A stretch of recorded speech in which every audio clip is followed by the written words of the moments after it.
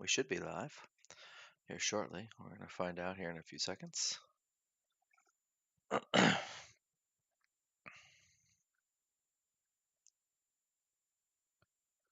Hey, there we are. We are live. Jared N says, "Good morning from coastal North Carolina." Good morning. I'm alive. He lives. Bob's been very sick. Very sick. Yes. He caught the Nurgle, Yep. and he had Yep. the Not large not blast template. not the Nurgle, but a Nurgle. Not COVID, but something worse is what it sounds Yeah. like. The flu, and Some kind then of and then terrible flu. yeah, that was delicious in the worst way. And then I got a cold when my immune system was all messed up. So it's been a fun time. Yeah. Well, we're glad that you have arrived and made it. Yes, I am here. It'll be interesting when we record later. Yes. Yeah, the plan is to record another video later. Maybe two. We'll see how Bob feels because I want to get several videos for those of you who don't know, which I don't think I really talked about this. My computer, I'm going to have to ship off my graphics card because the fan is making a noise, so they're going to warranty it out for me. But I have to ship it to them, and so that means I'll be without my computer for 6 to 10 business days.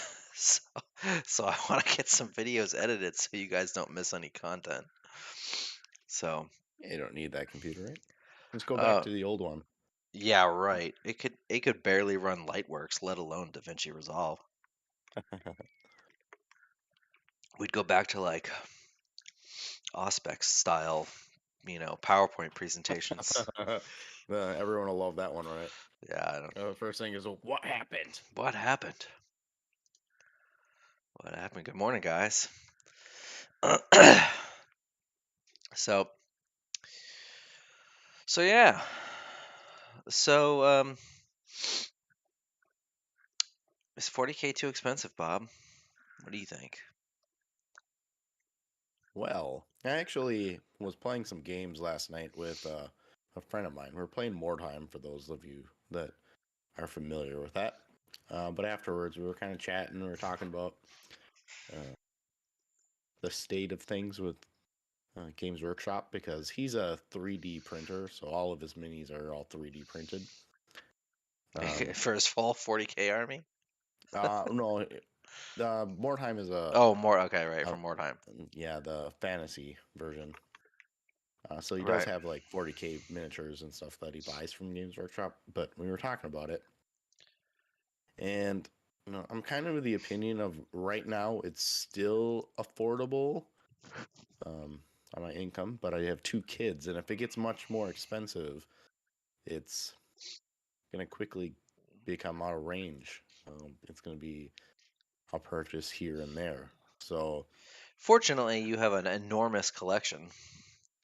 yeah, So aside from new units, you've pretty much got most of the bases covered. Same thing with me. I mean, I have like it's gone down a lot now since all the points drops, but it used to be like 13,000 points at Templars. Now a lot of that's in tanks that are all utterly useless, like Land Raiders and Spartans and Storm Eagles. Um, but but yeah, and so the price increase sheet that GW caused a whole big stir about initially the first one they released, and these were from their trade website. If you didn't know that, these weren't like rumors. These were published by GW because I guess because of UK law or something, they're required to publish this stuff. So they published it on their trade website, and it was not a 6% increase. It was more like a 20 to 30% increase on the actual ones that went up. But then they published a new one, which was much better. Excuse me, sorry guys. Not nearly as high of an increase, much more in line with what they were talking about. Still an increase though, especially on like kits that like are older. They still had increases, which boggles my mind. That's always boggled my mind, why GW raises prices on kits that they probably long ago paid for the mold for, and they're literally just printing money. Um, so, uh, so yeah, so I mean, this is not something new. They do this all the time.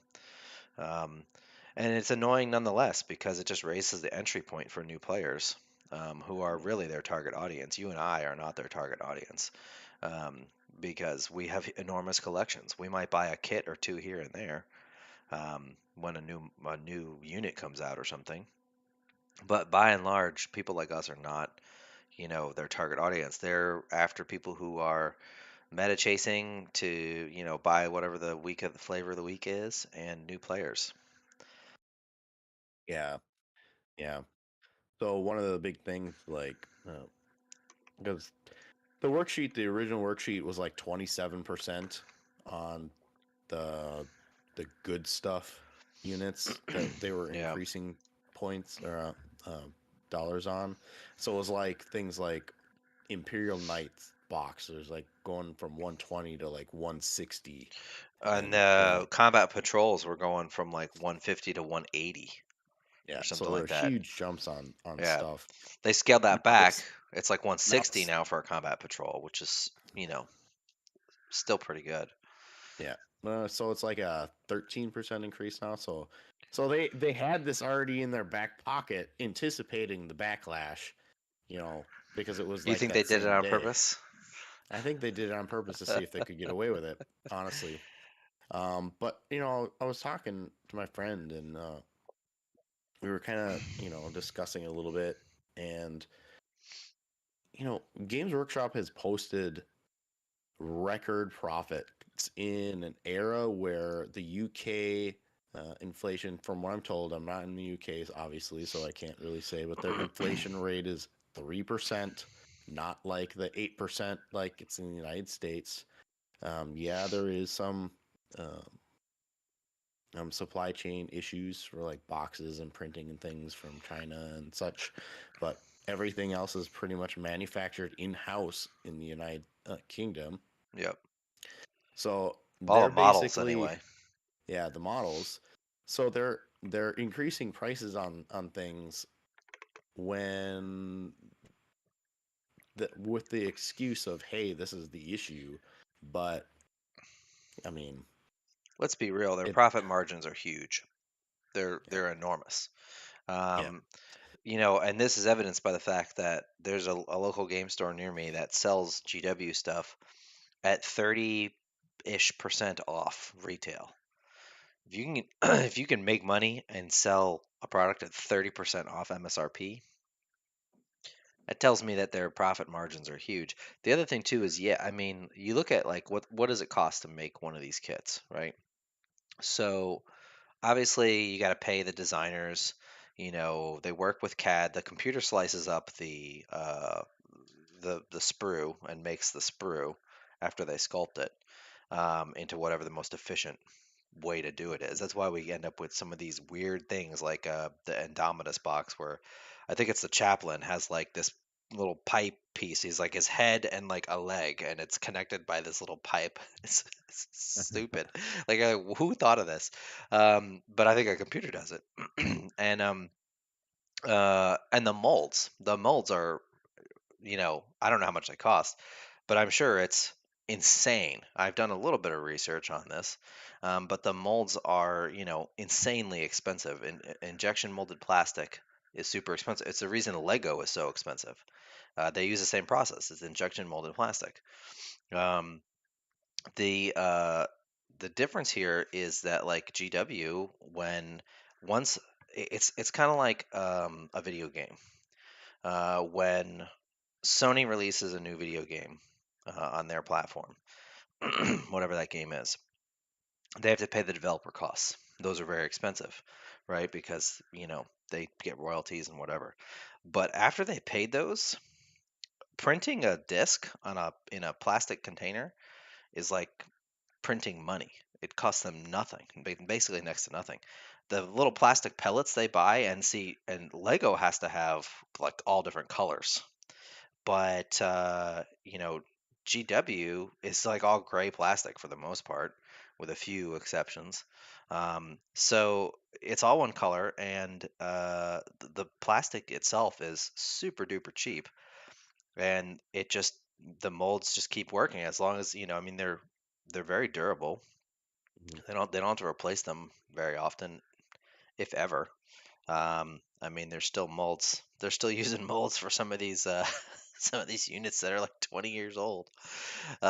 So they're basically just paying the cost of the cardboard, which admittedly is probably the most expensive part because it's not the plastic. And their profit margins are huge, as you said. They've made record profits. So Yeah. um, so yeah, I did want to Johnny Brainstorm asked a question, is how much we spend per month on our hobby. Honestly, very little because most of my hobby now is like painting. I pretty much own most of the models that I need or want at this time until GW comes out with the Primaris jump packs or uh, Primaris Terminators or something like that. So it's just the odd like paint supply here or there that I need. I don't really tend to spend a ton. My most recent purchase was I actually bought um, an Impulsor, a Gladiator, um, and some Infiltrators. And I forget who it was. It was somebody on our Discord server that I bought it from. They were all basically brand new. The Infiltrators were put together, but the Gladiator and the Impulsor were new on sprue. And that was the most recent purchase I made. And I don't really foresee another one. I have pretty much what I want to be able to run the lists I want. I might get another Crusader squad, but that's pretty much it. What about you, Bob? Yeah. So I probably spend like $50 or less, honestly. Um, but I cycle, so like I'm a little bit more meta chaser than Alex. So like what happens with me is like when I decide on a list, like I have a new bumper car list that I'm probably gonna take the plunge on and buy some tanks for, but uh, other than that, it's like $50 or less, probably per month in general. As a as an aside on that, he kind of expanded a little bit. You how much money does someone spend for the hobby, and then in general, he's kind of looking like an in general question. Um, really, it really depends on the person and how detailed and in depth that person wants to get into the hobby. I guess whether or not they're doing it for a hobby or are they doing it for like, hey, I want to get into this competitive scene. You know, in years past, it hasn't really been like a very well known thing. Even like in like the fifth, sixth edition, you would go into a Games Workshop store, your friendly like local game store, and buy some 40K, and you'd have like a local scene maybe, but there wasn't really like, oh, I could go to the tournaments. Since like eighth and ninth edition, like there's tournaments, dozens of tournaments every weekend, all over the place, internationally. I'm sure you could find at least one tournament in most areas, at least within a couple hours drive of you. You can go to Best Coast Pairing and just search up that particular weekend. It's dozens of tournaments. So if you want to do something like that, it's going to cost you a lot more uh, per month. I would say the average person buying a couple kits to build and paint, um, you know, $100 or more potentially. Or if you're buying a whole army and changing it up, obviously there's going to be a little bit more cost. Um, the Yeah. average new person that I've seen come into the hobby is a little bit more of that. I want to play in the tournaments, so they have a higher spending curve on that, and that's one of the things that I'm kind of like a little bit wary about. I want to get these new players in. I want to, you know. teach them the ways of the Black Templars or whatever army it is that they choose to play. Because it's a great hobby. We want to have all these players in. Great communities, but it's getting harder for them to do it. Obi-Wan Bob over here. You must learn the ways of the Black Templars if you ought to become a Hey, knight. I try. I Obi try. Bob. They're looking over by the Space Marine kits over on the shelf. And then I'm like, this codex is the one that you want. Right. It's funny because yeah, GW is expensive as far as miniatures go, and they keep raising their prices. Could they have absorbed their inflation costs this year? Yeah, easily, and still been fine. But is a company like that going to do that? No. Um, they never have. They've always raised prices. So the thing about it is, if you look at like individually the models, like your basic infantry models, like take a box of intercessors, it's $60. You get 10 guys. Um, that's $6 a model. That's actually really cheap for if you look at other minis, right?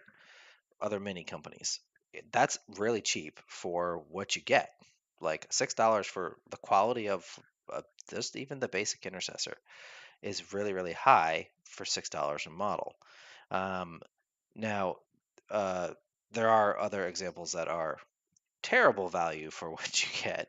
But if you just look at like basic infantry like that, here's the reason why GW is um, why people consider it to be too expensive is because let's take Infinity for example. Um, I can buy an Infinity miniature. They're usually singles. They do sell box sets, but they're usually singles, and they're anywhere from $10 to $15 a mini. It's metal. You know, whether you like metal or don't. It provides the same level of detail, in my opinion, or maybe a little bit more. Um, so you're paying more per mini than you were for like an intercessor. The problem is for Infinity, I only need 10 guys for a 300 point army. For a 2,000 point army for GW for 40k, I'm probably going to need 40 to 50 models. Especially if I'm running a lot of infantry, which is very popular right now, especially for us. We're looking at 60 or 70 miniatures. So you need a lot more miniatures for GW than you do for some of these other game systems. Um, Another case in point, another game I play called Arena Rex.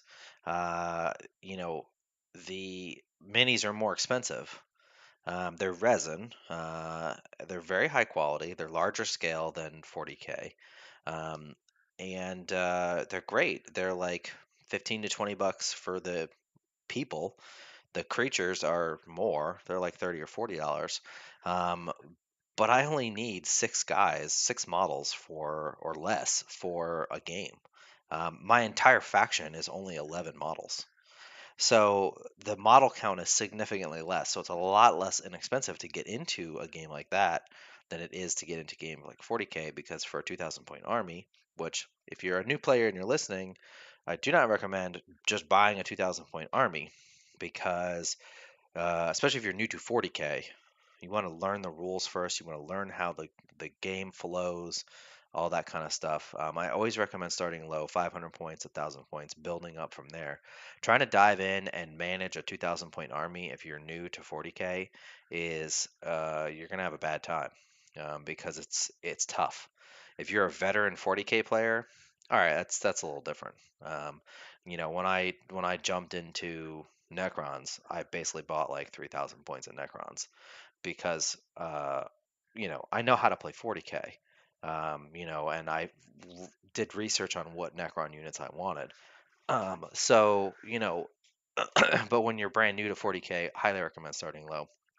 But in any case, the entry point to how many models you need is why it's so expensive. So Yeah, but I'm gonna kind of touch on reading the comments here when you're going, and someone mentioned boarding actions, and I actually think it was a good good take.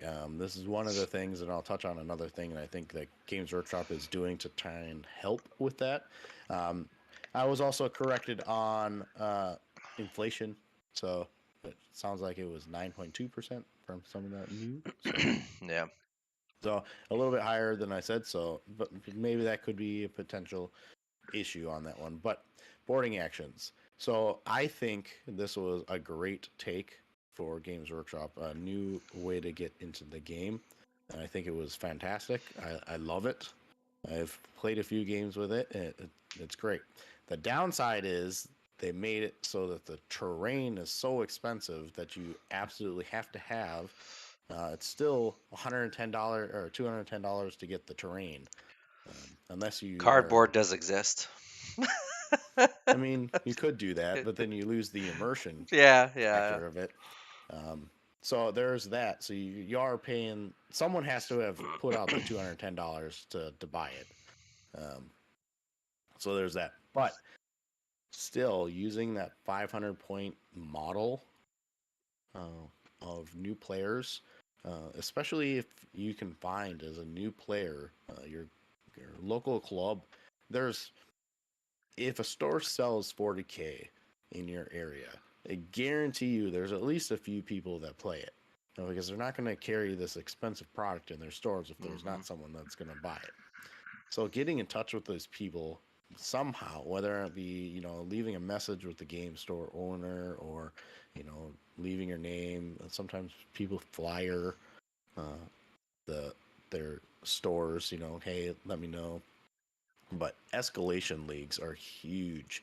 You really have to rely on your local clubs to really drive down the cost, because that's what really kind of helps people get into the game.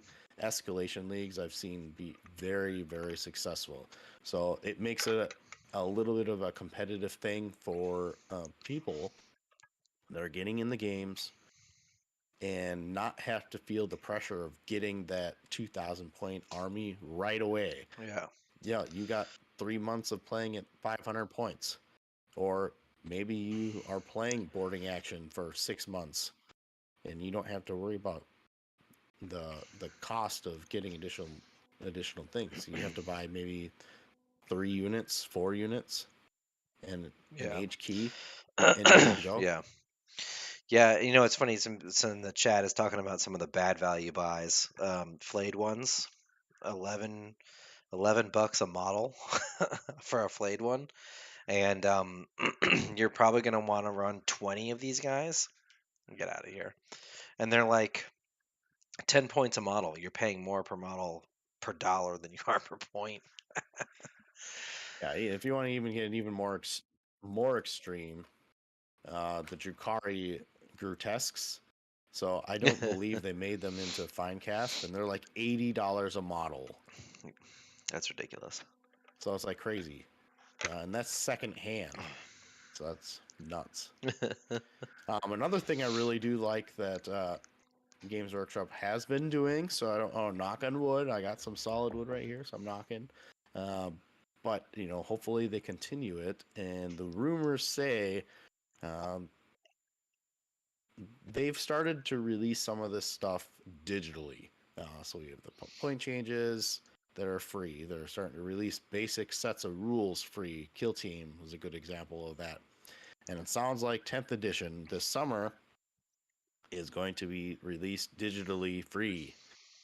So that would be a fantastic start. So yeah, you're going to have all your codices that you still need to buy and your supplements on the side, but getting your rules, the main set of rules for free, is going to be huge. And if they can continue to do that, and if that model for the rules starts continuing to shift Oh, Bob, did towards we lose you? the low,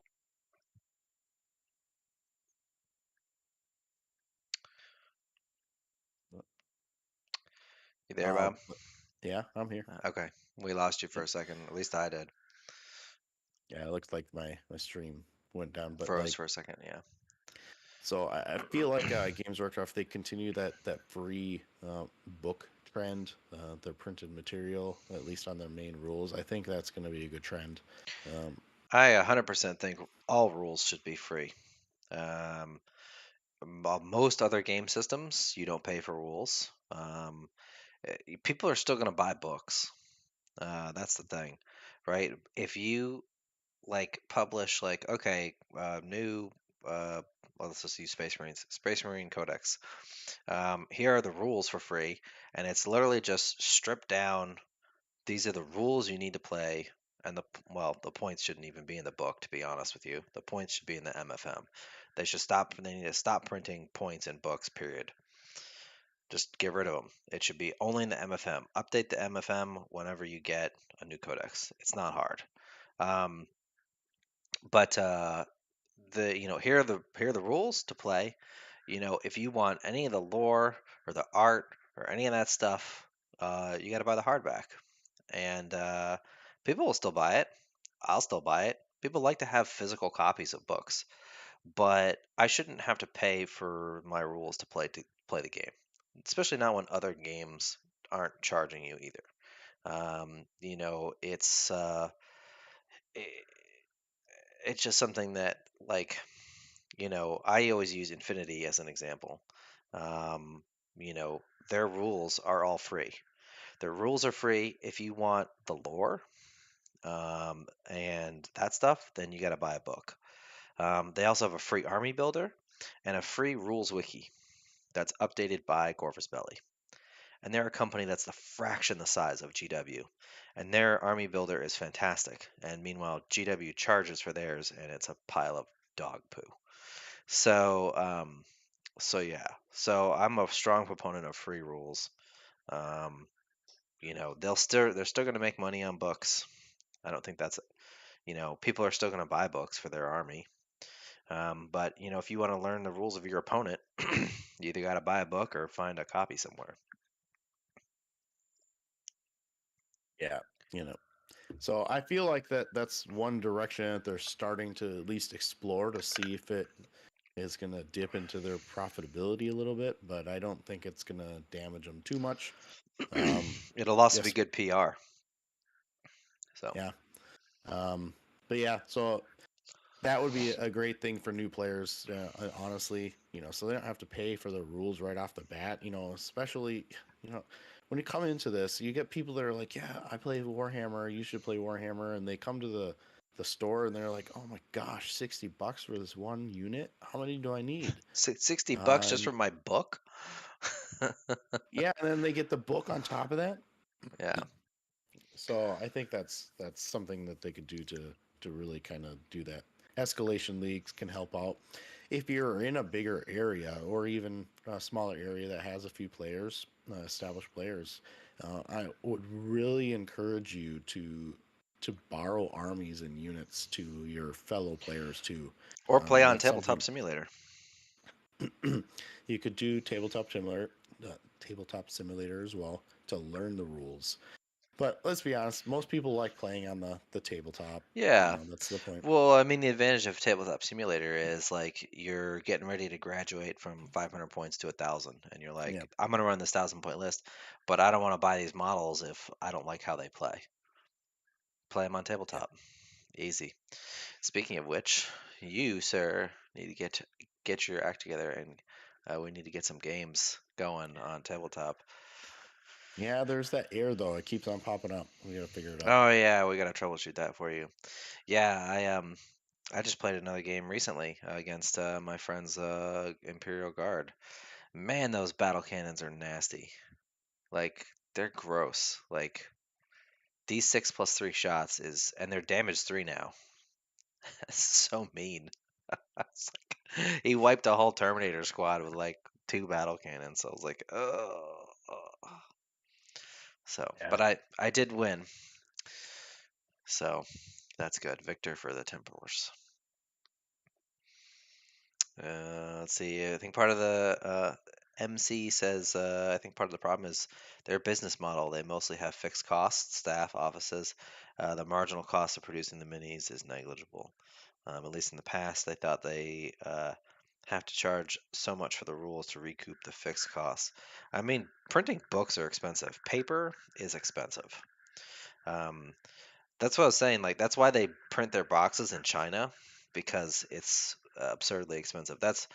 It's weird. You wouldn't think so, but like cardboard boxes for miniatures and printed like stuff on that is really pricey. Like, I mean, like, obviously there's a scale, right? But you'd think about like, oh, cardboard paper should be cheap, right? We buy a ream of paper, it's $5, whatever.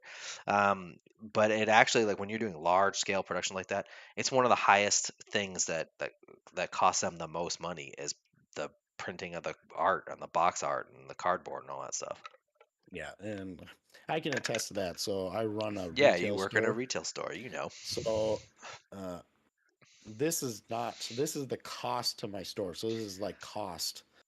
Um, so I ship a lot of things out. It's an Office Depot, so a lot of people order online, and I ship things out from my store. So I have to order pallets, small pallets of shipping boxes, and you get like 50 boxes on the pallet, and it's thousands of dollars in cost to get these printed boxes for shipping out. And that's just, basic boxes. If I was paying the consumer prices, it would be astronomical. So imagine getting these cardstock boxes printed in full gloss color. It would just be tons and tons of money. And even in Yeah. China, I mean, seriously, there's such a shortage in paper and wood across internationally, even nowadays, is because we're starting to exhaust the forests out there. And in the United States, it's becoming an issue because we want to be environmentally friendly as much as possible. uh, let the forest regrow, but it's it's very costly materials. And in the United States, I'm not sure for those that know, because there is some printing done in the United States. But one of the biggest producers of paper products in the United States, they had a pulp fire of all of their materials, and it was like hundreds of Yikes. millions of dollars of pulp, wood pulp, that went up in flames. And that was like 4 years of supply for them, Wow. gone in a single night. That's nuts. So I mean, it's things like that that drive up the prices of Yeah. that stuff. So I mean, Yeah, I some of the get it. prices lately are nuts. What's with the egg shortage? Like, why am I paying 650 for eggs? I guess there's like avian flus coming back around or something. It's crazy. Yeah, but they say it's starting to shift out of that one too. But Well, that's I good mean, we paid up because I to like like eggs. $12 for a dozen eggs here. Oh my I was god. like, oh my gosh. Oh my god, dude. It never got that bad here, but yeah. Inflation's a thing. I mean, it's real. Um, but here's something else that I always talk about is yeah, I mean miniatures are a hobby that is fairly expensive, it's but it's one of those things that like if you look at like other hobbies, it's really not that bad. Um, you know, you look at like other hobbies like modding cars. Like I have a performance car. I like to put mods on it. That stuff's super expensive. My exhaust was on the cheaper side, and I paid $400 for a catback exhaust. I'm getting ready to put an intercooler on it. That's another $300 to $500 on one part. So, and then the cost of the maintaining the car itself too. My wife does embroidery. Those machines are insanely expensive. The ones that can do like hats, the big like 10 needle machines are like 10 grand. So and obviously you can get into it cheaper than that, but it in contrast to some other hobbies, You could say, oh, go running. Running's a hobby that's cheap. Yeah, until you gotta buy shoes and inserts. It's like 120, $150 for a pair of Knee shoes. replacement surgery because you're And knee pounding on it. and knee replacement surgery. So I mean, yeah, it's relatively speaking, it's not terrible, and you can buy secondhand models. You can find places to get cheaper stuff. Um, so it's not uh in the grand scheme of things. I you know I think 40K is more expensive than other minis, other miniature hobbies, miniature games to get into, and that, like I said earlier, I think is largely due to model count, right? So, um, just because of the sheer number of models that you typically need, and now that some larger things are good, like impulsors and gladiators, some of these larger models are good again. They're expensive too. Although I highly recommend if you're going to buy an impulsor, just buy the gladiator because it's the same kit with an extra sprue, and you don't need glue. You don't need to glue on the back hatch of the gladiator thing. You can glue the corner piece together, and then it just slots right on there easily, and then you could take it off for when you want it to be an impulsor. So highly recommend. It's like the old Razorback kit, right? You'd buy the Razorback. It was like $5 more than the Rhino, and it was our Rhino with the extra bits. The one thing I don't think we touched on yet was, um, yes, there is a cost to getting into it and buying the models, and then obviously your time, which we haven't really talked about. Time, everyone's time is valuable, right? Yep. But the models hold their value, so that's one of the few things that I can. Well, we're losing Bob again. But yeah, the models hold their value as long as you take good care of them. And we've all seen some of those eBay rescues that are like, what happened to this thing? Yep, yep. It's I could turn around and for most things, at least get at least between 50 and 70% of what you paid for them on eBay with reasonable Yeah. success and without having to wait too terribly long. And if So they're painted there's well, you probably can get retail at least for them. So yep, depending on how good a painter you are, you can probably recoup your money entirely. Um, so yeah, Carla uh, says I used to golf. You know what greens fees cost me, bruh? Let me tell you. At least once you buy your golf equipment, like the clubs, they usually last you a long time without a lot of maintenance. But yeah, greens fees are expensive. Some of these clubs are. I play golf too. Some of these clubs are insane. Um, so MC says, I see your points. I just have an impression that they lack trust that investing in a healthy community by providing free services rules will bring them more and sustainable revenues in the long run. Yeah, probably to a certain extent. They are getting better. Um, they are getting, for example, Agents of the Imperium that they just released the PDF for.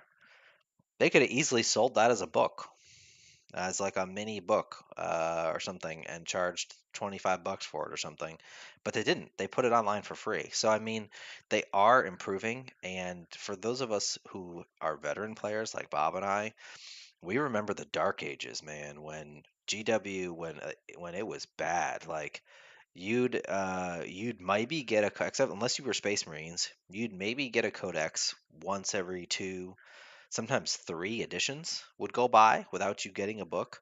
There was no FAQs. You might get an FAQ once or twice an edition. Um, you'd have these units, these like weird interactions. Nobody knew what was going on. You'd have these armies that would dominate the meta for years, and all the while, just absolute 100% radio silence from GW. We never heard anything. They'd never hype anything. Like the rumor mill would be going about, oh, this codex is coming out, and then the codex would just come out. Like there was no hype, there was no lead up to it, no communication from GW.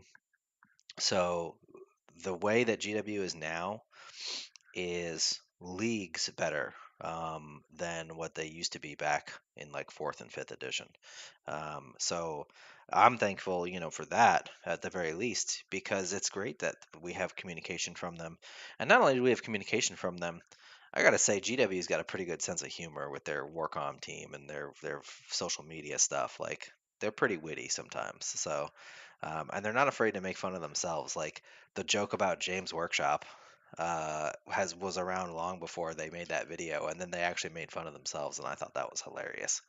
That one that he did recently, I think it was like around Christmas. Then he's totally like about the Botan. Oh man, I laughed That was for great. like days. That was great.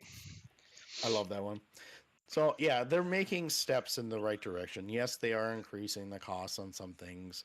So I think my overall impression on this that we kind of wanted to get to, and maybe Alex might differ from me, then is I feel it's within acceptable limits. The second version is within acceptable limits. Yes, there's increasing costs. Yes, they probably could Yeah, absorb it most things with. went up $5 or $10 at most, which is not bad. I feel like they probably could absorb it, but they have done things for the community that have been free that kind of have made up for it. In general, like free rules for like Kill Team and various other games. But on the other hand, again, you got like boarding actions, terrain that you need, uh, pretty expensive. But But there's plenty of third-party companies that make terrain too. yeah, yeah. You don't have to buy GW terrain. And But from their perspective, though, they don't want you to go do that. no, but I mean, uh, the uh, the thing too is like a lot of times, especially with these box sets, like the Kill Team terrain box sets, people will break them up online because you got basically two small factions, some terrain and the cards and the board and whatever, and you can go on eBay and find some pretty good deals for the terrain, just the terrain. And end up that's how I ended up with a good bit of my ruins was finding eBay sales on brand new Kill Team terrain, and you get enough of it, and you got enough for a 40K board, for a full board. So um, you just gotta shop around and find find some deals and things like that. Yeah. So like the company policy seems to be listening to the community. So that's a positive thing. We don't want to. Well, maybe we want to if it gets to that point where they decide to shut off their ears, and we're gonna get to the D&D community where it's just a massive backlash. But the Well, they problem is that backpedaled on that. the, they did. It was effective. But with Yeah. us, the problem is all of us already own all these armies. So like Games Workshop, they can just throw up their hands and be like, "We already got your money," Well, you know. here's the thing, though. Like I said earlier, you and I are not their target audience. Yep. They are not, hoping that I go out and buy the latest, greatest Primaris, whatever. Um, they know I'm probably going to, and but they're not the one that I'm not the one that they need to interest in these things because they come out with a new box of stuff. What are they going to get from me? $60, $100, maybe once, you know. Um, so versus like the new players, they're gonna buy, that and more. And that's why the newer players, younger people, which is kind of funny because, generally speaking, like uh, younger people, especially kids in their like, teenagers, early 20s, they typically have less disposable income than people my age. you know, I'm the one that can go out. Like, I have the disposable income to go out and buy stuff, but I don't really need it. Which I guess is kind of a catch-22 for GW. It's like, well, these people have more money, but they're less interest. So now, that being said, Theoretically. yeah, theoretically. That being said, then they dropped all those badass Black Templar minis, and I was just like, Give it to me. Oh I man, bought 3 boxes of Sword Brethren.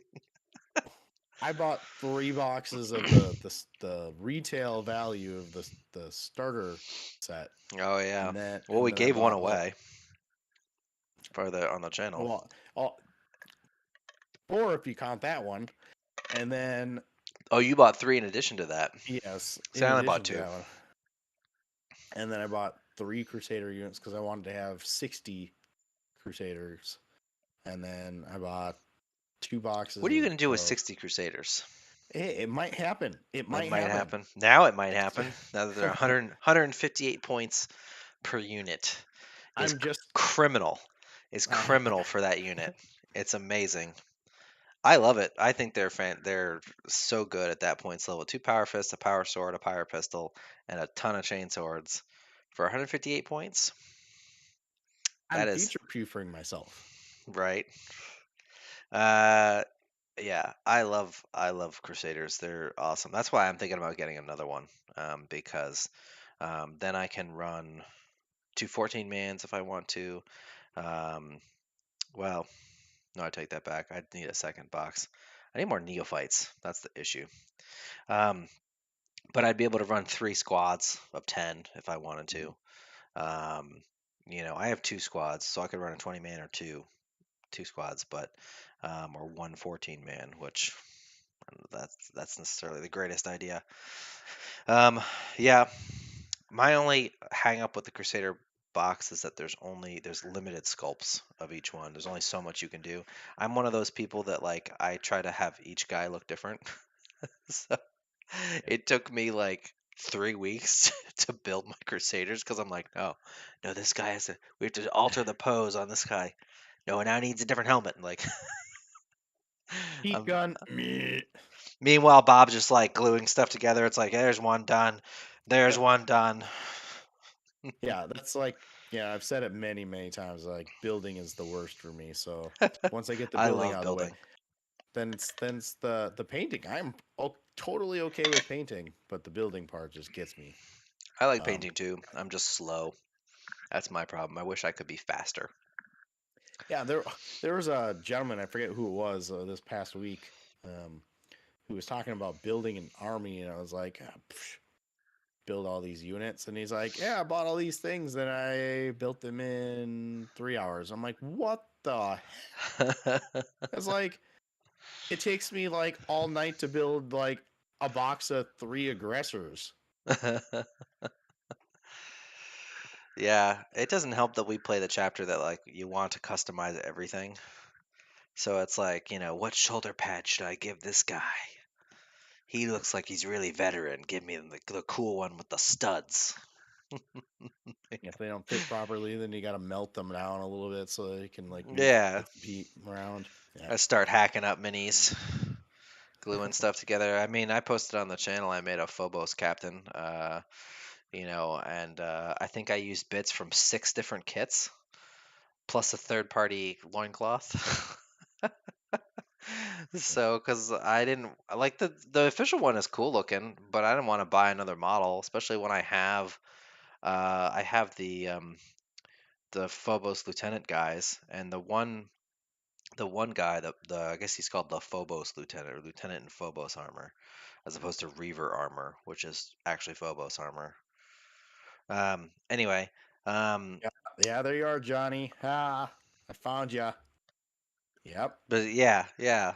Well, didn't he paint them too in like the Ah, space he of like painted him too. It was like, what paint the them in the heck same is going day? He's like, on? they're done. I'm like, holy crap, dude. Um, It's like, what the heck is going on here? yeah. So I had the Phobos captain, Phobos lieutenant guy, and I was like, I'm never gonna use this model for anything else. Like, I don't need another like regular Phobos dude, and he's very obviously like more of a character. I was like, maybe I can make him into a captain because Phobos captains are pretty decent right now.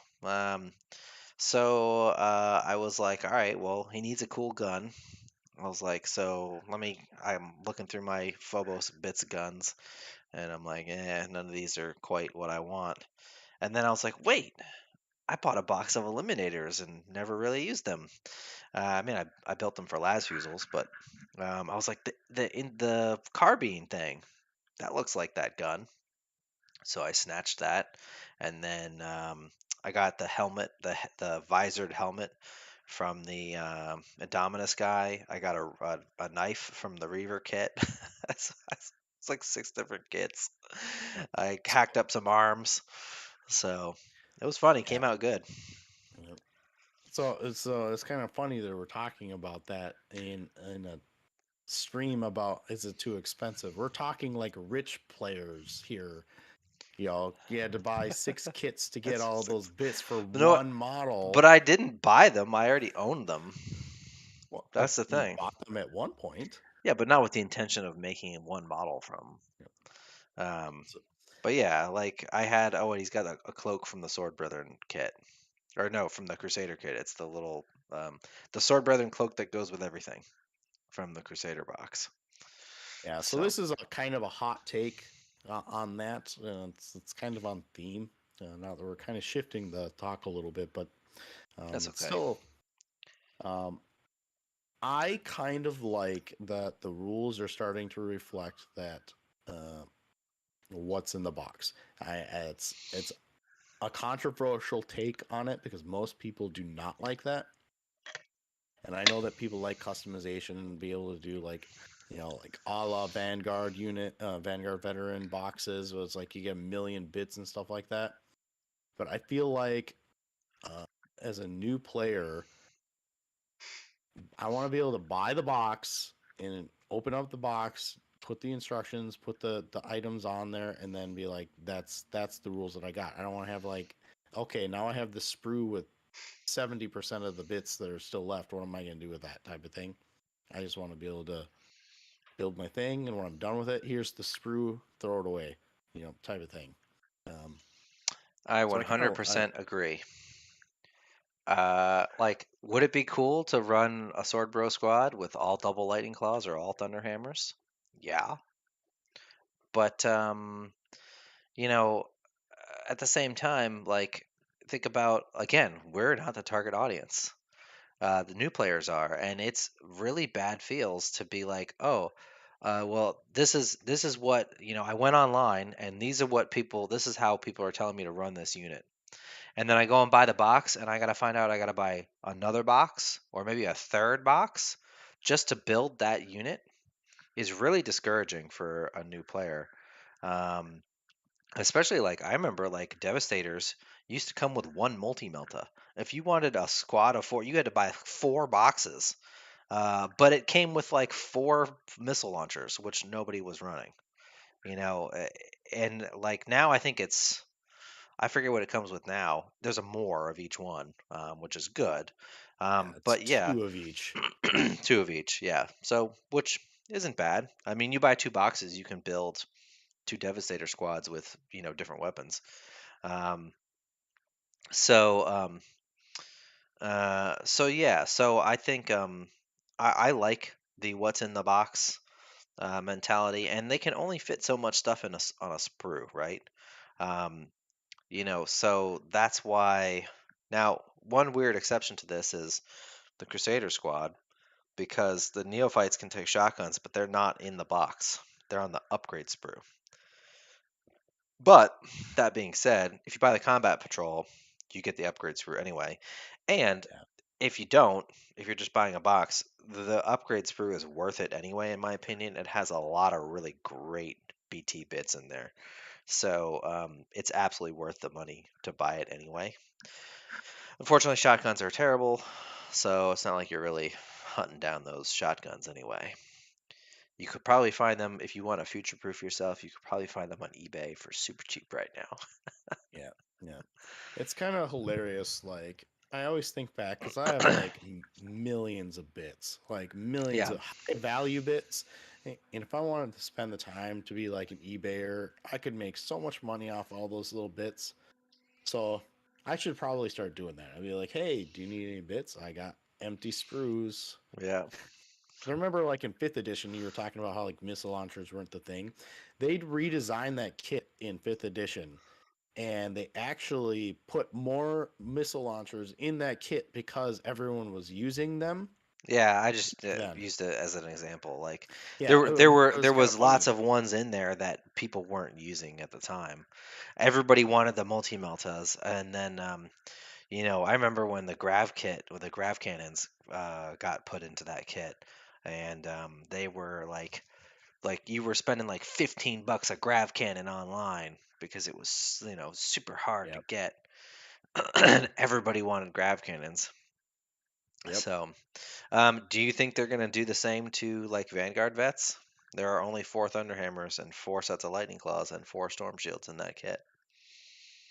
I think the new version of them, I think it's going to be the same. They're going to You do, mean the Primaris kit, or like I'm talking about the yeah, existing Vanguard vet kit, like when 10th oh, comes?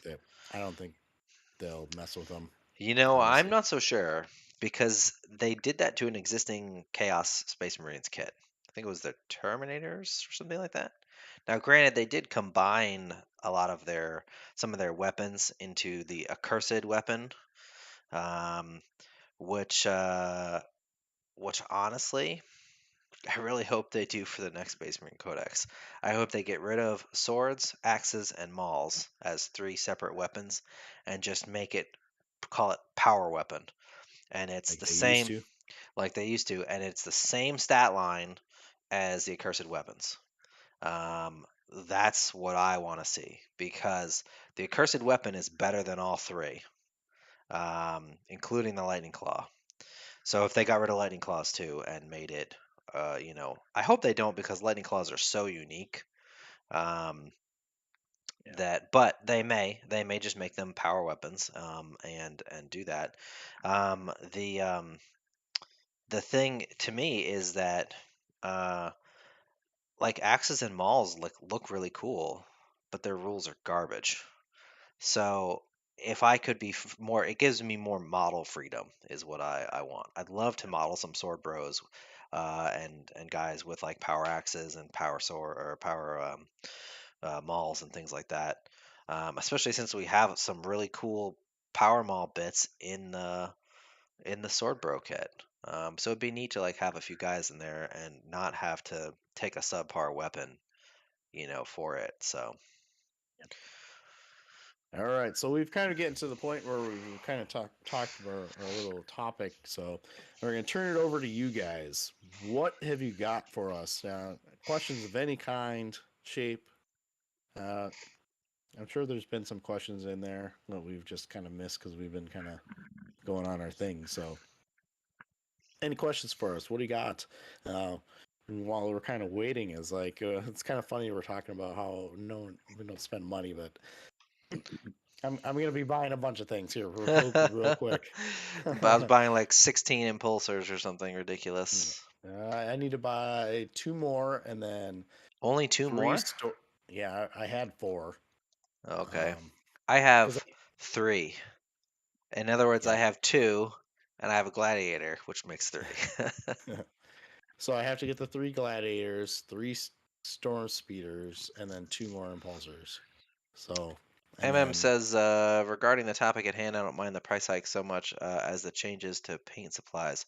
I thought they weren't increasing paints. I thought that was something they said they weren't increasing. Didn't they say something like that?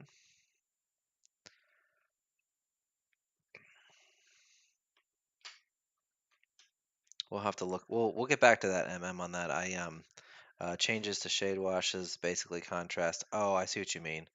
Um, Not the oh yeah, prices, but like what they're doing to the formulation. Yeah. Um,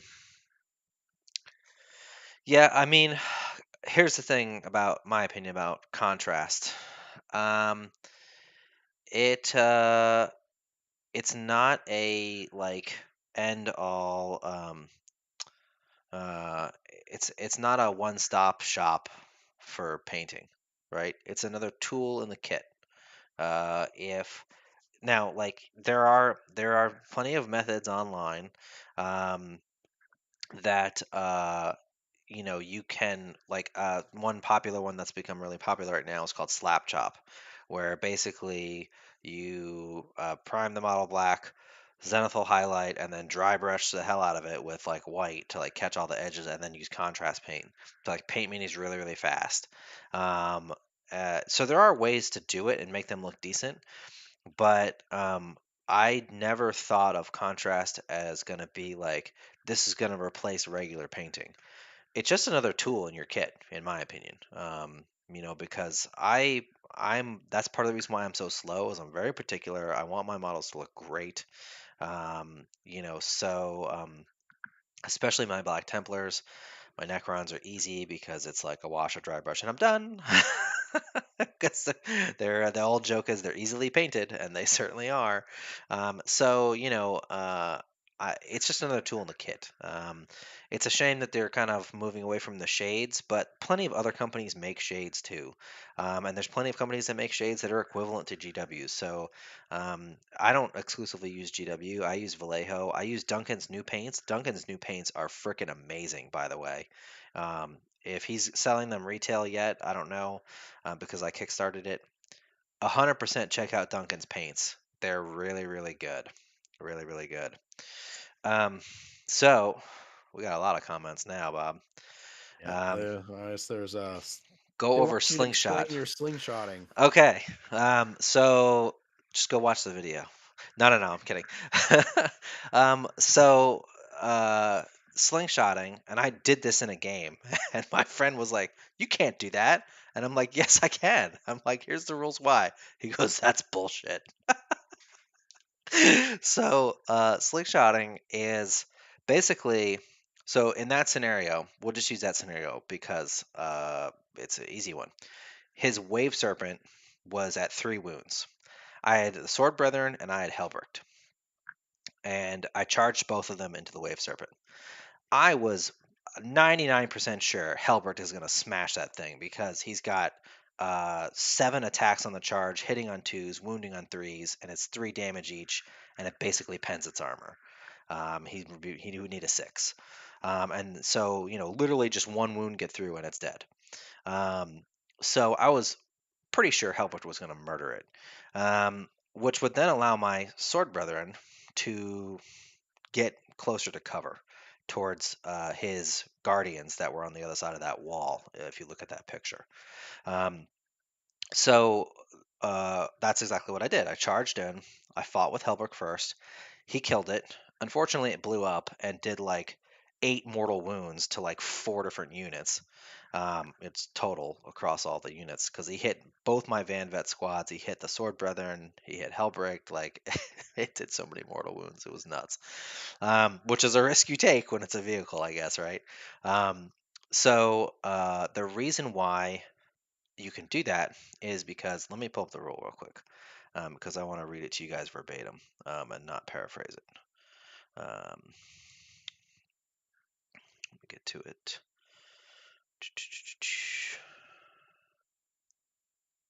Table of contents, the rules, basic rules, the battle round. All right, charge phase. Okay, so it's actually fight phase. Fight phase. The beginning of the fight phase says, starting with the player whose turn is not taking place, the players must alternate selecting an eligible unit from their army and fighting with it. See right. And this is the important part.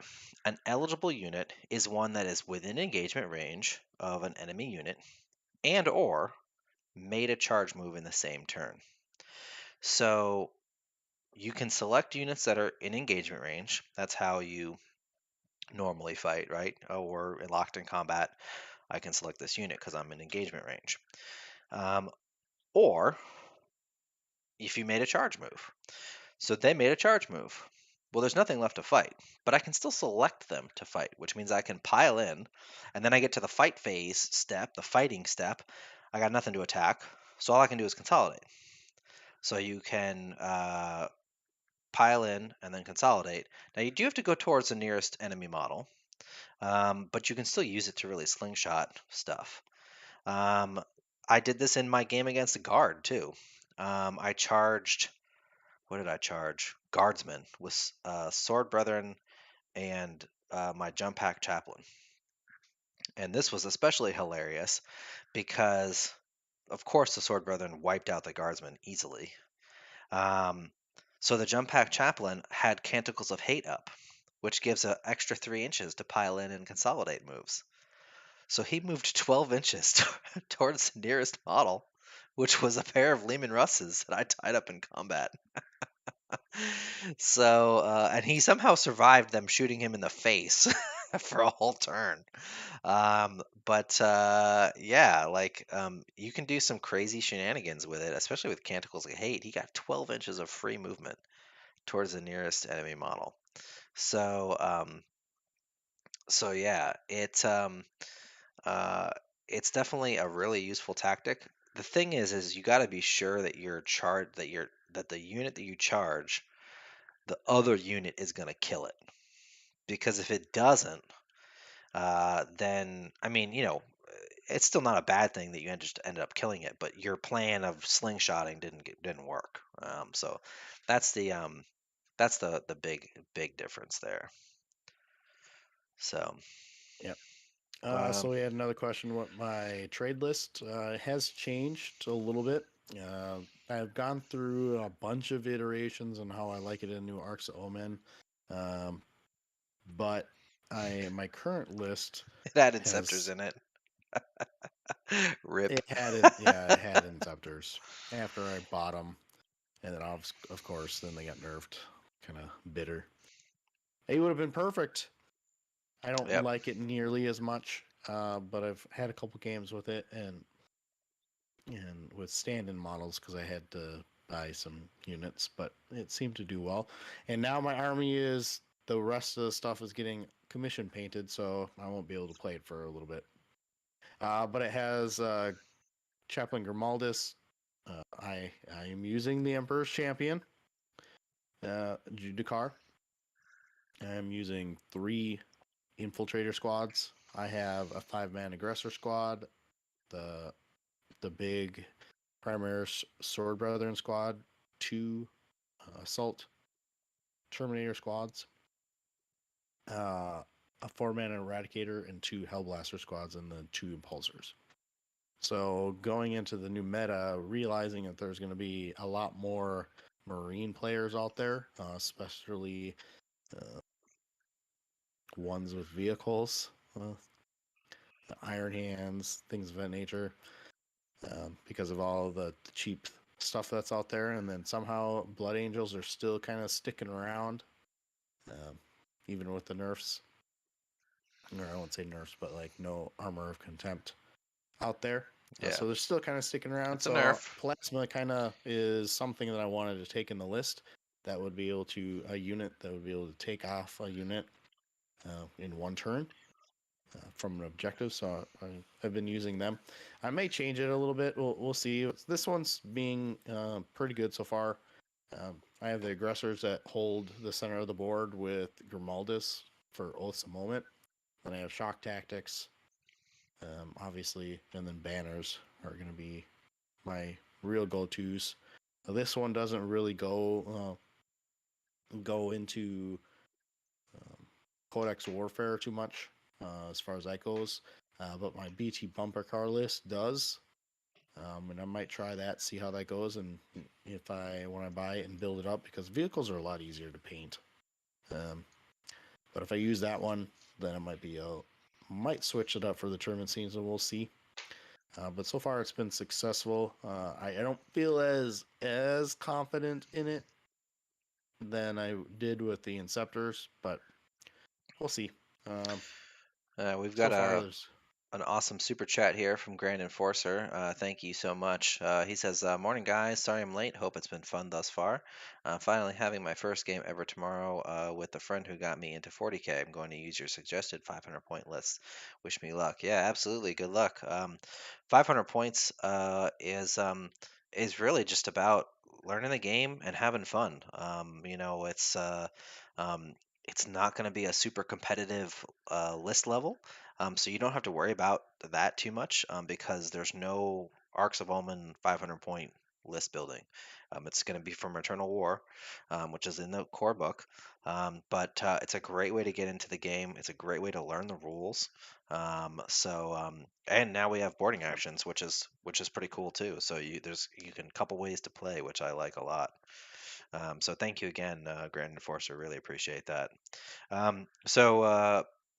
The trade list. I have my own version. Bob and our trade lists last prior to the points drops were very very similar. I basically dropped the Inquisitor because heresy. Um, Freaking psychers. So, and then added storm shields using those points to my Van Vets because I didn't want to rip off my storm shield arms. I was just like, no. I'm tired of modifying my Van Vets. Only some of them are painted anyway, and it's just like I'm tired of this. I just need a thing. Turns out that was a good thing because now everyone's gluing them back on, and I don't have to do that. So my I call it we called it shock and awe. My shock and awe list or trade list.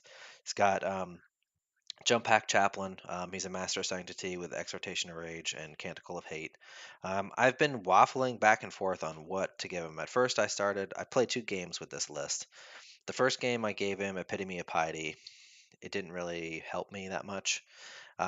This last game I gave him Crusader Helm, which I liked a lot better because Litany of Hate and Canticles of Hate are both auras, so that gives him a fat bubble of 9 inches, especially on Canticle of Hate.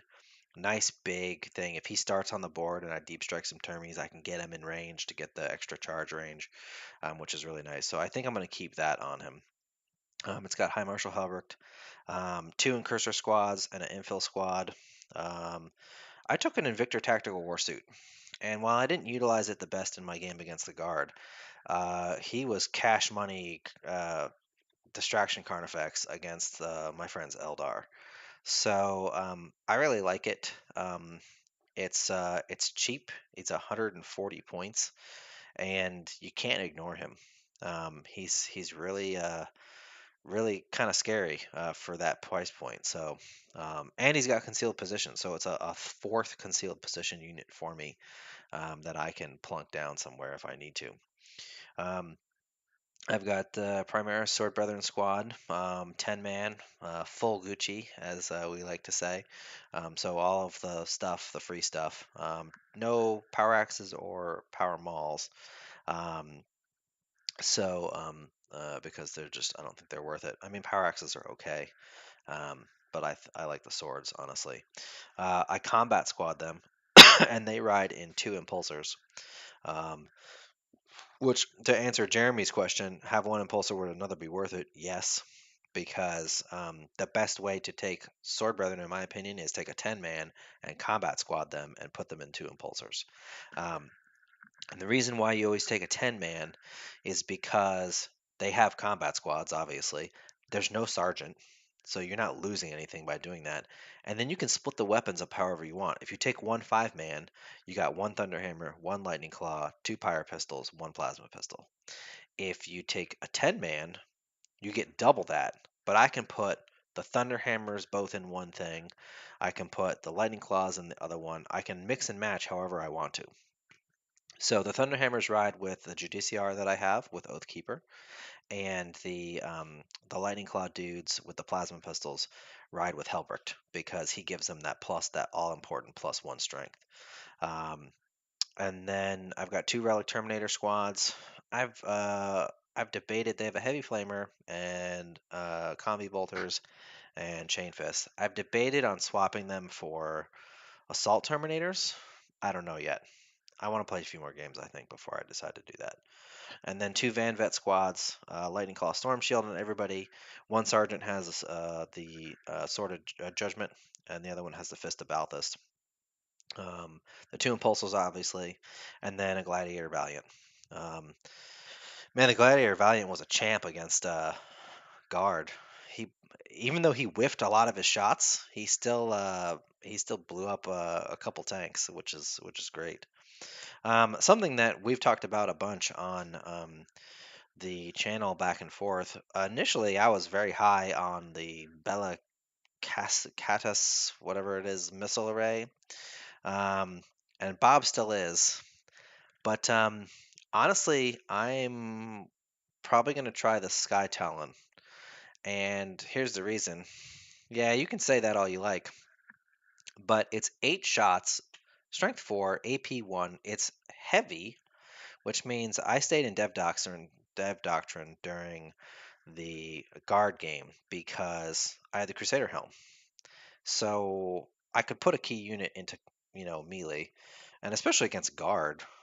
The only thing I really needed uh, against guard was against the tanks. So most of my shots that are gonna hit them hard are already, AP4 like Melta, and AP5 just denies them an armor save altogether. Um, and then on the Iron Hails, it would, or the Sky Talon, it would make them AP2.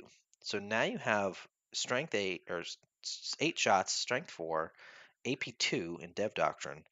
Um, that's going to rip through tough 3 infantry. And it'll even do decently against Space Marines. So I'm going to try it out. Several of our people on the Discord, including one of our mods, Link, has had good success with it. So I'm going to try it out, see how I like it. What else we got? All right. What do you think the 10th edition Astartes situation is going to look like? Excuse me. Still supplements, reduced rules. I think they are going to start doing reduced rules. I think that's a thing that they're going to be doing. That I believe the supplements are still going to be there. There's rumors of a reset out there, but they've put a lot of time and capital into creating these supplements and these codexes. They're not going to just be like bloop. Yeah. But what I do feel like they're going to do is they're going to release a PDF that's going to update them all to the rules, and it's going to be fairly substantive uh, for a lot of armies because it sounds like they're kind of moving it over to some of the rules based on the rumors that have been out there to like AOS rules AOS as is far as always that the goes. test bed for 40k. So, and I'm okay with that because AOS actually has a pretty streamlined uh, rule set. So, AOS is uh, very easy to list build. Everything's free. There's no weapon upgrade costs, which is nice. And generally, the weapons are like a trade out. Well, you get more attacks but less AP or whatever. So they call it rend. Um, so yeah, we'll have to see. I wouldn't mind an AOS style thing. It would cut down on the math, right? you know, oh well, you're tough what, and I'm strength what, and then I got -1 to wound, and then blah. You know what I mean? Like it's uh, yeah, where in AOS the weapon tells you, okay, this on wounds on this a 3 particular plus. unit, yeah, wounds on a 3+. Yeah. Yeah. So So, that's going to be challenging with 40k a little bit, I think, because why would a power sword wound a tank on a 3 plus? I don't know. I yeah, mean, but they did say that they're going to keep some toughness in there somehow for yeah, vehicles and bigger things. maybe So it'll be vehicles will interesting all how have they do it. -1 to wound or something. But I don't think, to answer your question, I don't think there's going to be too terribly much change as far as the Astarte goes from the anesthetic purposes. We're still going to have the supplements. We're still going to have the rules. I think they may say, okay, here's the PDF. This is the supplement, the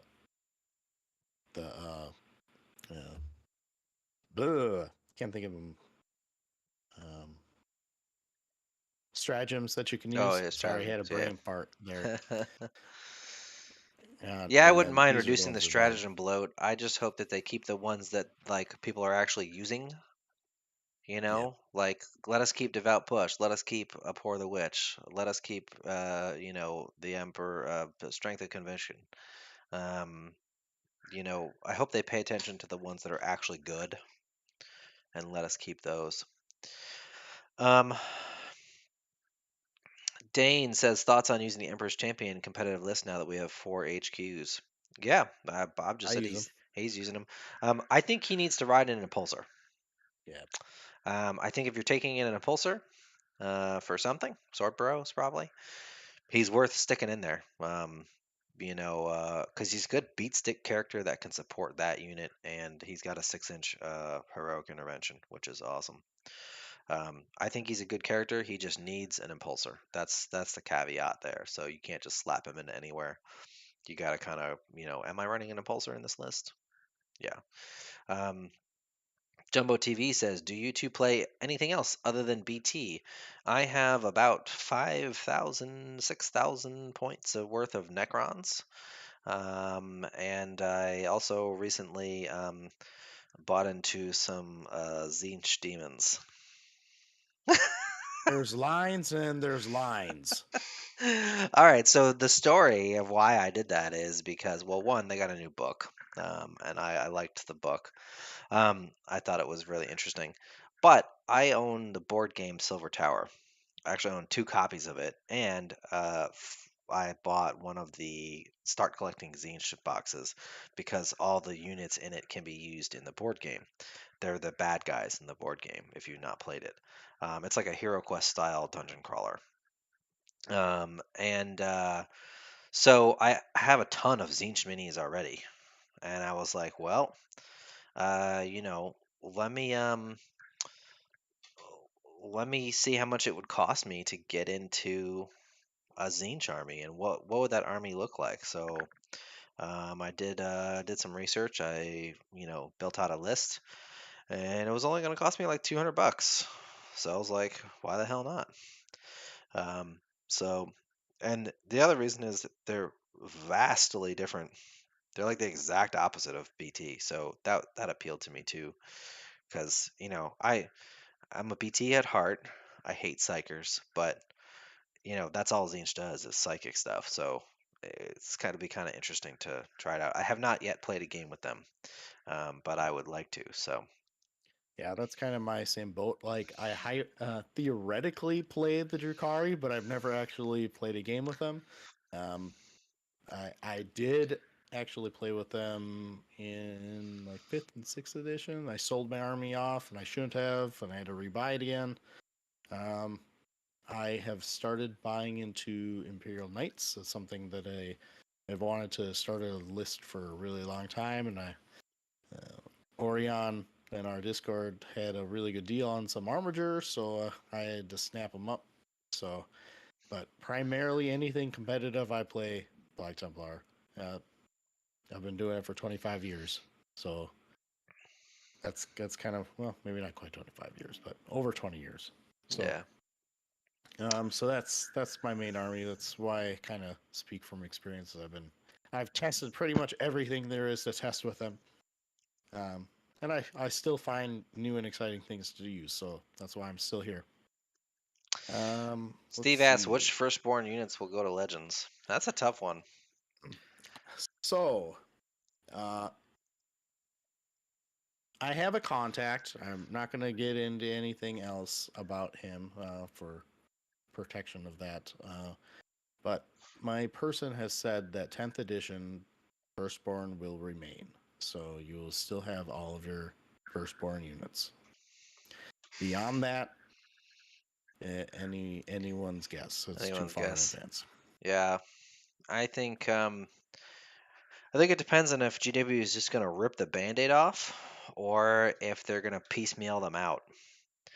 If they piecemeal them out, I could see them going the lore route of like getting rid of like non-veteran units, like TAC Marines, Dev Marines, that kind of stuff. Like, which is kind of what my own personal lore for my crusade is. I don't run all of my non-veteran units, basically, are virtually all Primaris because in my crusade, I went ahead and just advanced the timeline.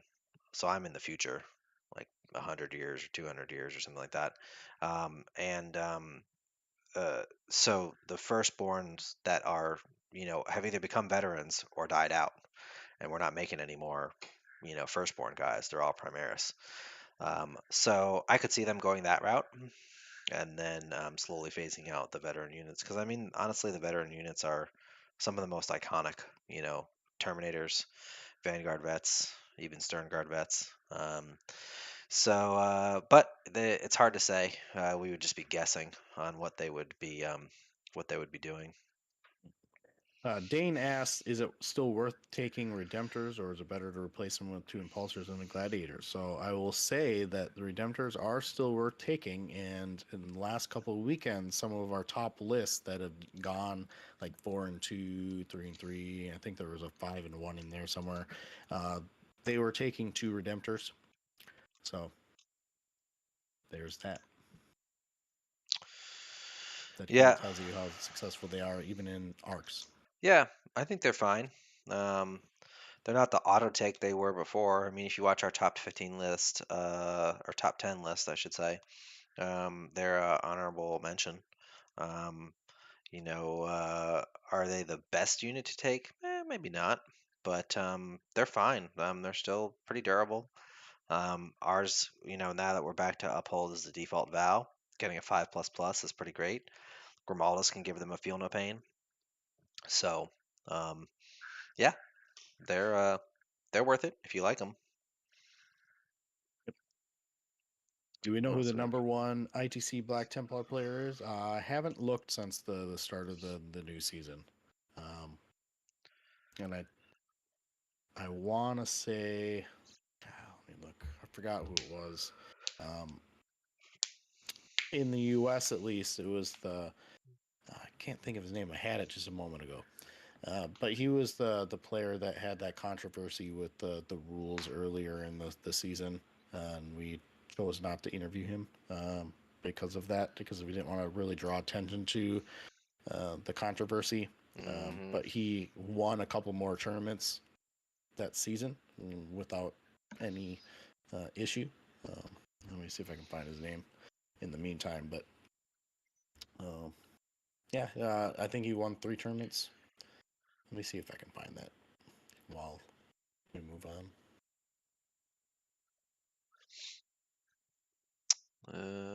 What else we got? Steven says, I would like to see Primaris being able to ride in Land Raiders like Terminators. So would we all. Um, here's the here's the thing is in the lore, there's no they ride in there just like everybody else. It's purely a mechanical thing that GW implemented, and I don't know why they haven't gone back on it because honestly, like Sword Bros in a Land Raider, especially if they dropped a Land Raider's points, or Primaris Crusaders in a Land Raider, uh, sound pretty spicy to me. Um, so, um, so yeah, I think especially with our stratagem, I think the Land Raider still needed to drop. 265 points is too much for what you get, especially a Crusader. Its guns are garbage, and you really need some more durability or cheaper entry point on that. Um, Grand Enforcer, has Battlescribe been updated with the new points? Oh yes, I had that out the weekend. For those of you that don't know, I actually maintain Space Marines for Battlescribe. I've got I call them the Seven Samurai. So I do the library, which is the main book, and then Black Templars, White Scars, Ultramarines, Salamanders, Raven Guard, Ultramarines. I think that's all of them. Whatever the original 7 were. Not Blood Angels, not DA, not Death Watch. So or Space Wolves. I don't do those either. Those were all somebody else. So yeah, I try to keep it up to date as much as possible and clear out my bugs when stuff arises. But um, but yeah, usually we try to get that stuff out as soon as possible. Um, list build away. Speaking of which, I have to rebuild all of my lists because I got a new phone And of course, it didn't bring over that data. So it's like, yay, I gotta either go look at my old phone or just start over. So, when facing 10 times Chaos Terminator blob with a Batten that turns off rerolls against them, do we ever go for them or do we ignore them? Um, that's a tough question. It kind of depends on your list, and what other buffs that unit may have, um, and what the rest of their list looks like, right? You always want to play the mission. Um, Killing stuff is good and sometimes important, but never lose sight of the mission, because if you do, then you're going to fall behind and it's hard to catch up as Space Marines. So that's my best advice is just sort of assess. Uh, you know, even without rerolls, we can still murder Terminators. You just got to know what unit you're gonna take against them to do that, and how you're gonna do that. So usually, and there's other ways to buff them without rerolls, right? Like Sword Bros have exploding hits. Auto wounding is great. Gene Rot Might. So you just got to kind of know your math hammer and what units can take them on. Seth Piper is the name, by the way. Oh yeah, that's right.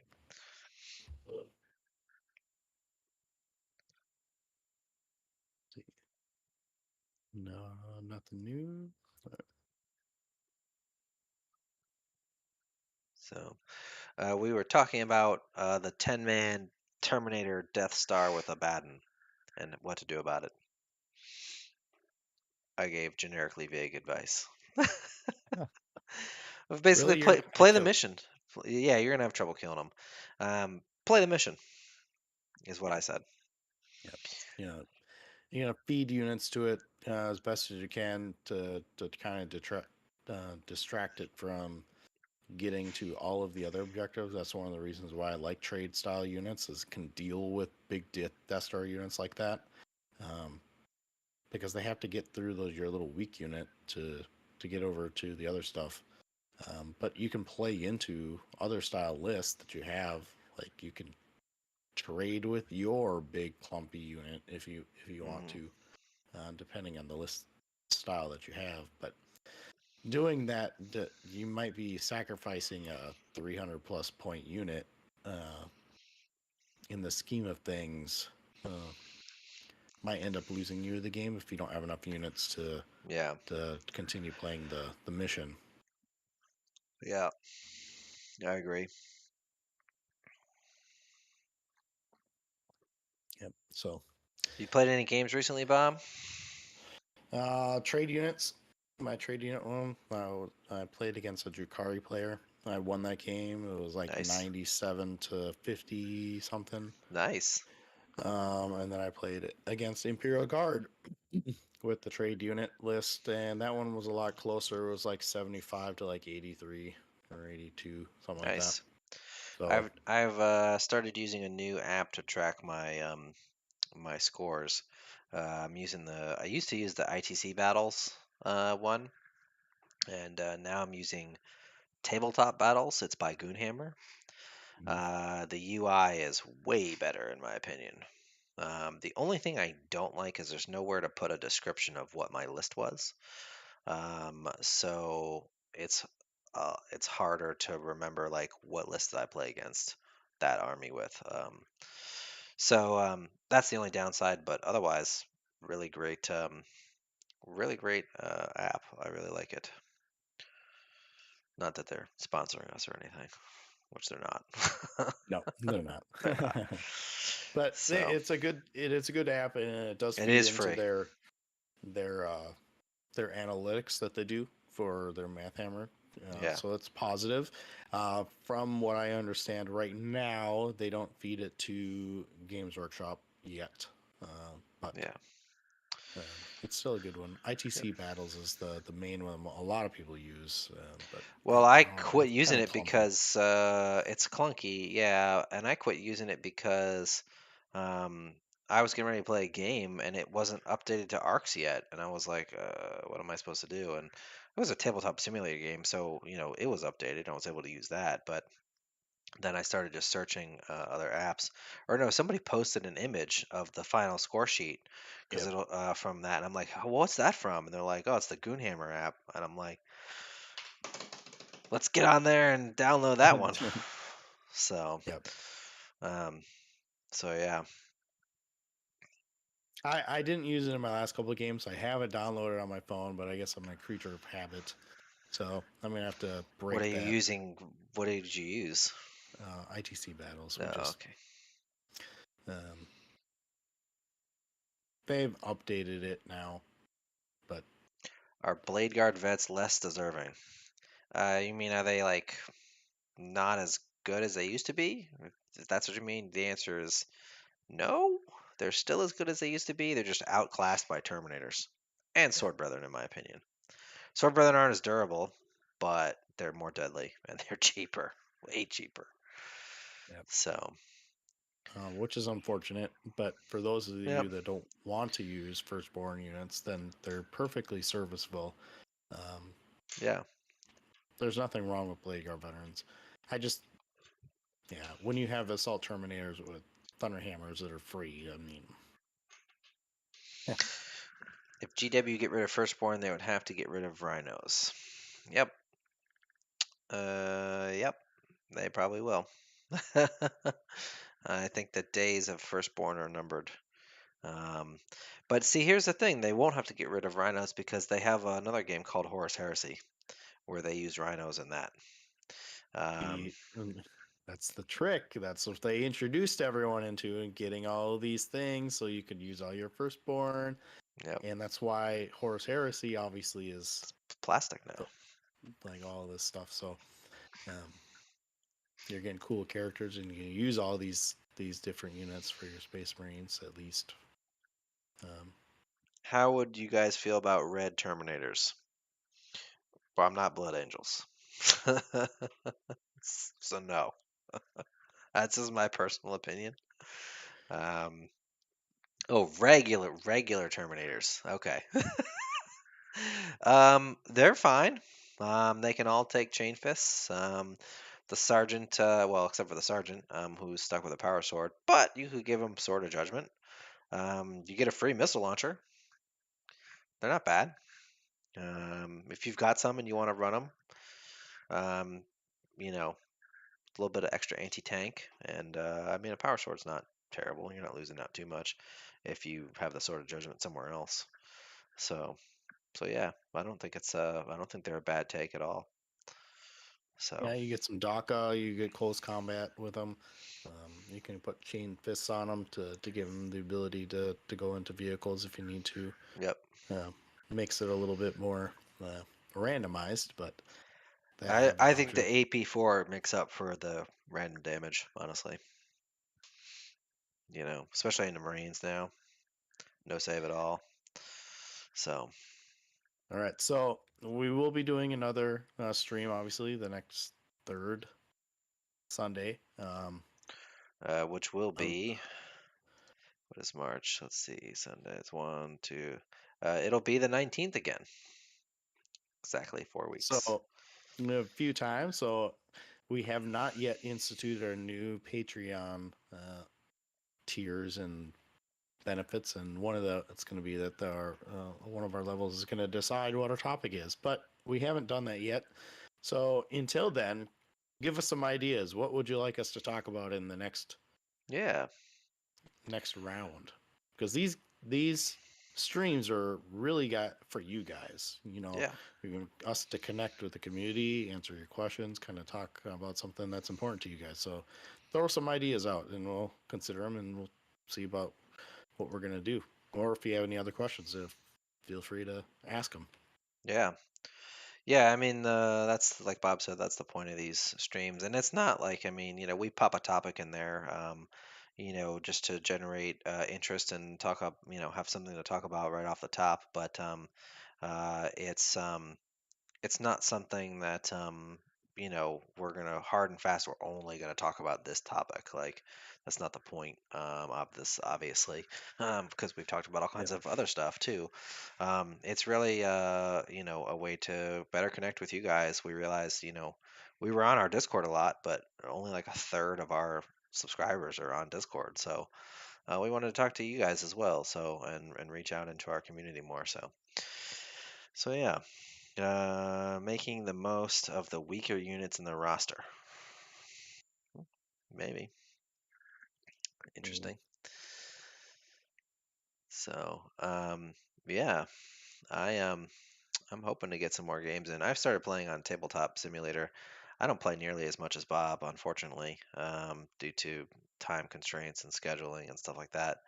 Um, but or even some of you guys I see in our Discord are like, "Oh yeah, I played in another tournament this weekend," and I'm like, "Oh man, how do you find the time?" So I've switched over to tabletop because mostly my friends that I do play with in real life are 45 minutes to an hour from each other, and then it's like 3 hours for a game or longer because I'm slow and there's setup and there's BSing that happens during games.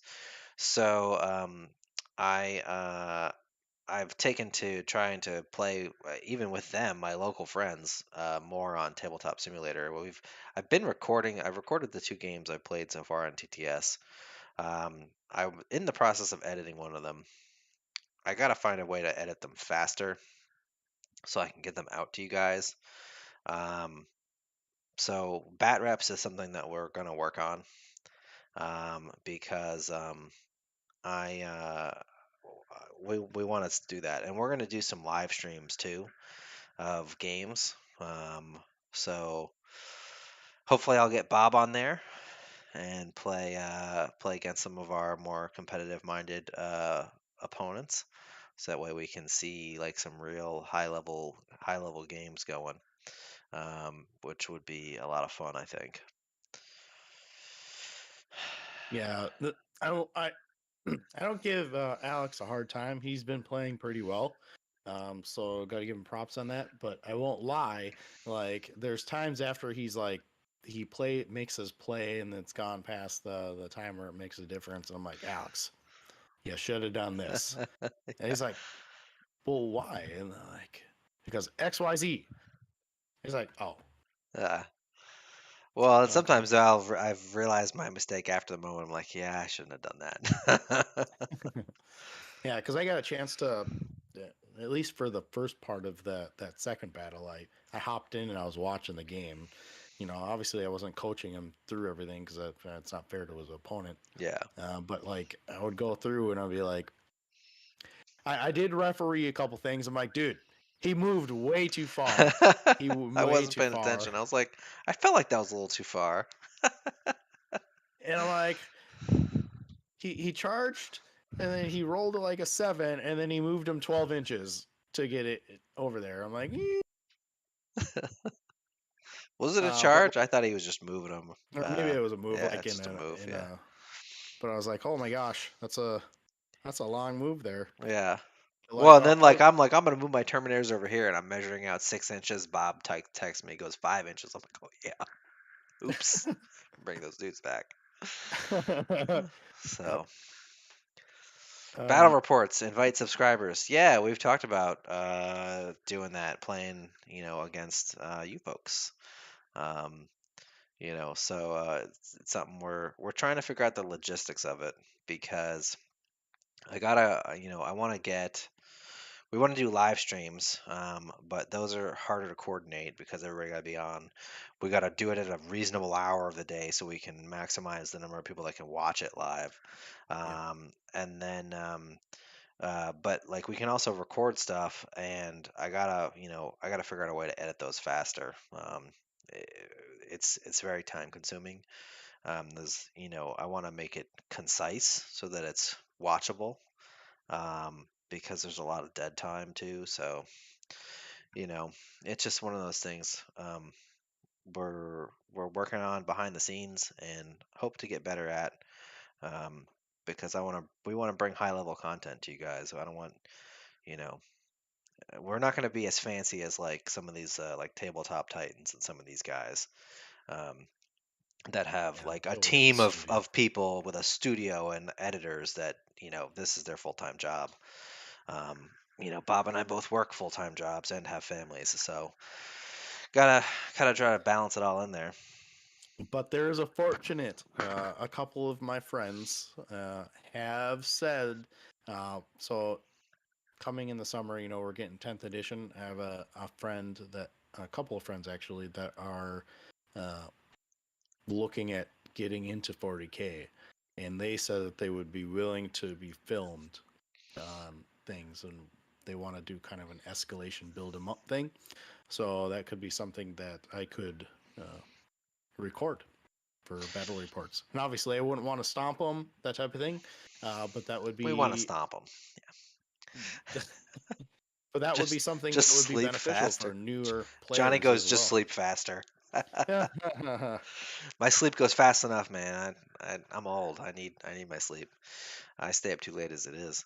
Yeah, speaking of which, coming up in early March, uh, just about 3 weeks actually, I am going to my mountain retreat with my local friends again for a weekend of gaming. So um, we're gonna try and see if we can set up something.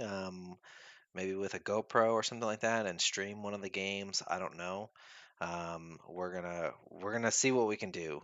If nothing else, I'll give battle reports for sure and do some YouTube shorts to keep you guys informed of what I'm playing and how I'm doing and things like that. So um, we'll see. We'll see what we're gonna try and do whatever we can to be able to stream and stuff. So Yeah, so there are some good suggestions on the next topic in there. So thank you. look at Winter Uh, SEO, great battle reports, low budget. Okay, I'll check them out. I haven't looked at his channel in some time on that. Um, so yeah. it'll be fun. So Alex is gonna do that twice a year. I think you did. So the plan was we did it last year was the first time or the first time or was it the no it was the second time. I went to both.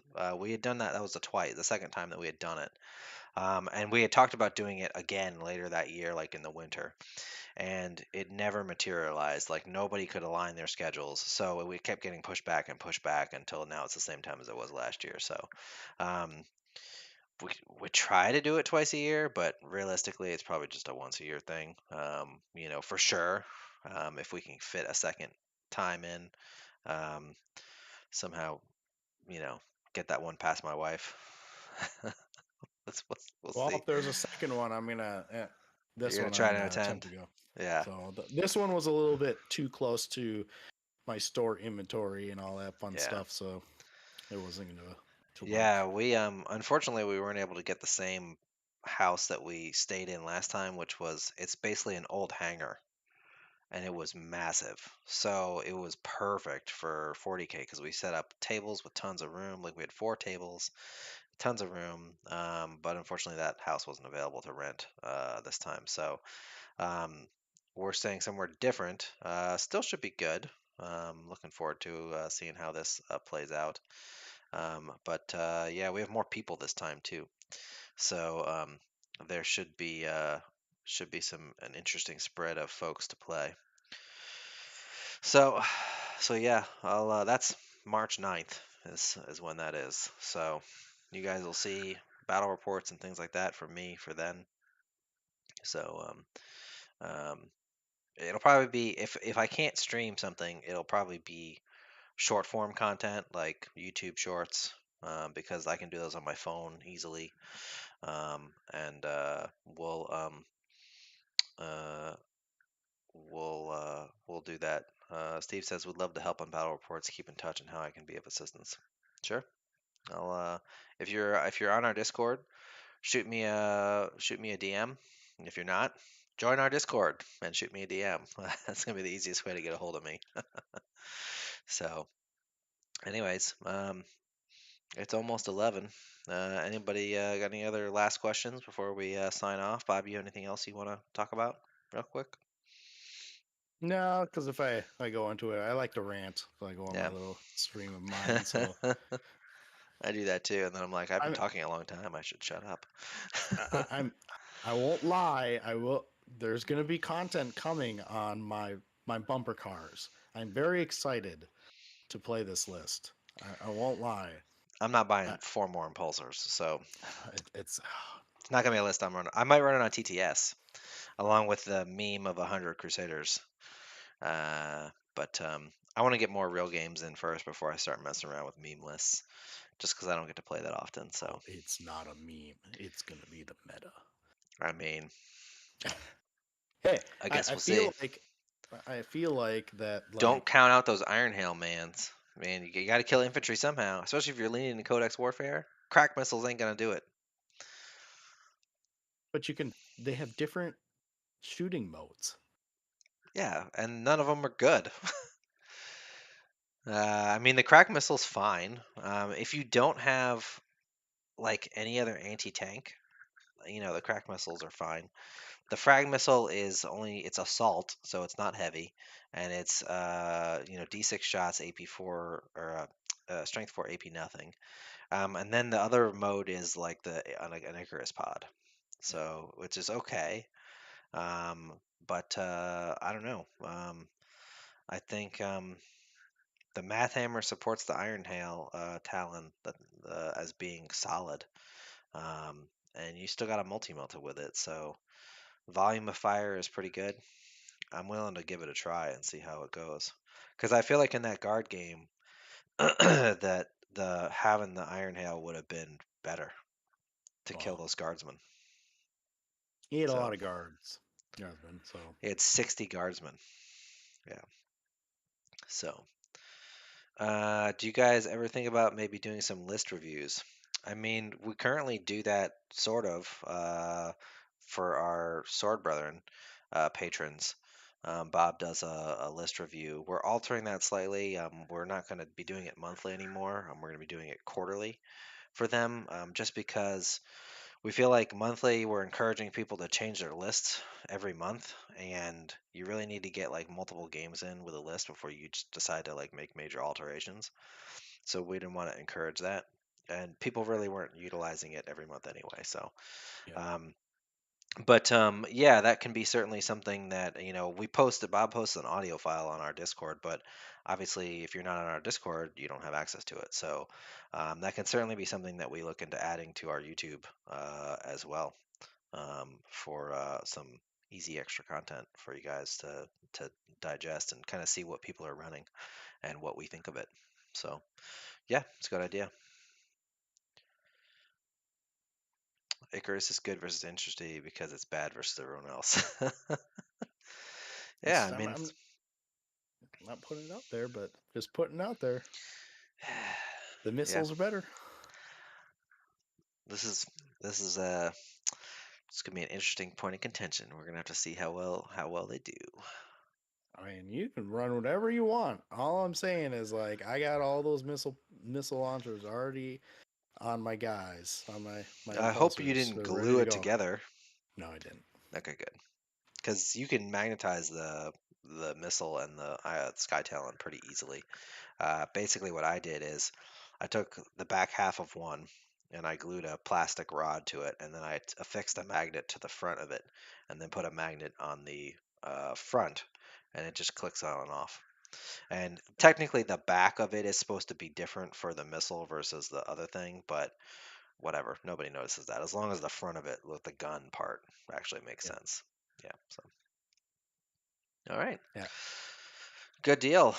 Well, thanks everyone for joining us today.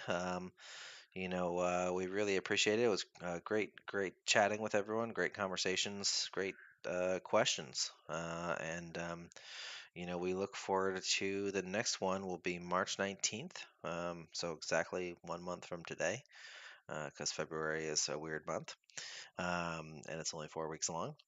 And then in between now and then, we will have more content for you. Like I said, I'm going to try to build up a little backlog of stuff, so that while my computer's out of commission, we can still release new content for you guys with some regularity. And then early March, March 9th, that weekend, I will be playing lots of 40K. So look out for short form content and maybe some live streams from that. So yeah, awesome. Well, thanks everyone again for joining us, and until next time, keep on.